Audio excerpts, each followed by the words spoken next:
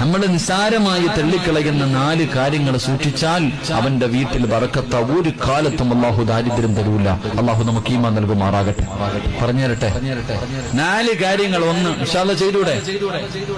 1 സുബഹിക്ക് മുമ്പേ എഴുന്നേൽക്കുന്നവൻ അള്ളാഹു ഒരു കാലത്തും ദാരിദ്ര്യം കൊടുക്കില്ല എന്ന് നബി മുഹമ്മദ് മുസ്തഫ. സുബഹിക്ക് ബാങ്ക് വിളിക്കുന്നതിന് മുമ്പേ എഴുന്നേൽക്കുന്ന മനുഷ്യൻ.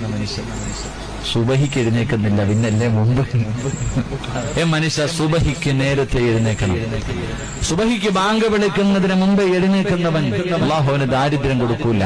ഞാൻ വിശദീകരിക്കുന്നില്ല. 2 ബാങ്ക് വിളിക്കുന്നതിന് മുമ്പേ ഉദവെടുക്കുന്ന മനുഷ്യൻ. ബാങ്ക് വിളിക്കുന്നതിന് മുമ്പേ ഉദവെടുക്കുന്ന മനുഷ്യൻ അല്ലാഹു ആ മനുഷ്യന് ദാരിദ്ര്യം കൊടുക്കില്ല എന്ന് നബി മുഹമ്മദ് മുസ്തഫ സല്ലല്ലാഹു അലൈഹി വസല്ലം. 3 സുബഹിക്ക് നേരത്തെ എഴുന്നേറ്റു, ഉദവെടുത്തു. ബാങ്ക് വിളിക്കുന്നതിന് മുമ്പേ പള്ളിക്കകത്ത് കയറിയിരിക്കുന്ന മനുഷ്യൻ, മുസല്ലയിൽ കയറിയിരിക്കുന്ന പെണ്ണ് അല്ലാഹു അവൾക്ക് ഒരു കാലത്തും ദാരിദ്ര്യം കൊടുക്കില്ല എന്ന് അഷ്റഫുൽ ഖൽഖ് നബി മുഹമ്മദ് മുസ്തഫ. 4ാമത്തെ കാര്യം നമുക്ക് ഇത്തിരി കഷ്ടപ്പാടുള്ള കാര്യം. വിത്ർ നമസ്കാരം കഴിഞ്ഞാൽ ആവശ്യമില്ലാത്തത് സംസാരിക്കല്ലേ എന്ന് നബി മുഹമ്മദ് മുസ്തഫ.